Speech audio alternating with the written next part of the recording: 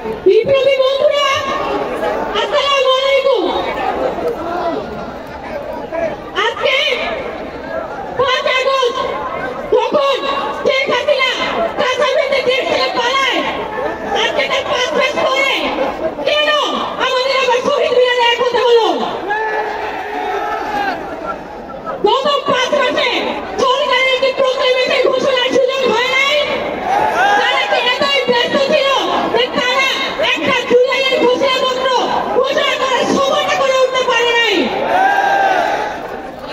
এই পরিপ্রেক্ষিতে কিছুদিন আগে আমরা বৈষম্য বিরোধী ছাত্র আন্দোলন আমরা এই উদ্যোগটা গ্রহণ করি যে এই জুলাইয়ে যে যোদ্ধারা জীবন দিয়ে রাস্তায় যুদ্ধ করেছিল, লড়াই করেছিল, তাদের সেফটি আমাদের দিতে হবে।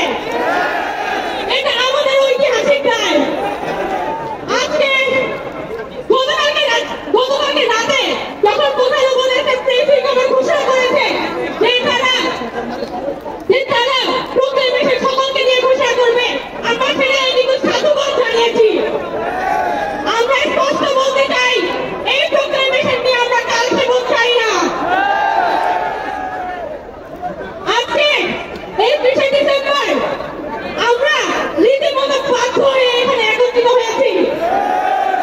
গত 5 আগস্টের পরে নতুন বাংলাদেশের রূপ তখনই সফল হইত যদি আলোচনার টেবিলে সবকিছু থেকে সমাধান আসতো। কিন্তু আমরা দেখতে পাচ্ছি যে আলোচনার টেবিলে কোনো সমাধান আসে না। আমাদের জনগণের সমাধান শুধুমাত্র রাজপথ। আমরা বৈষম্য বিরোধী ছাত্র আন্দোলন খুব স্পষ্টভাবে বলে দিতে চাই, আওয়ামী লীগের ভিতরে রাজ্যে কোনো নির্বাচন হবে না। আরেকটা কথা স্পষ্টভাবে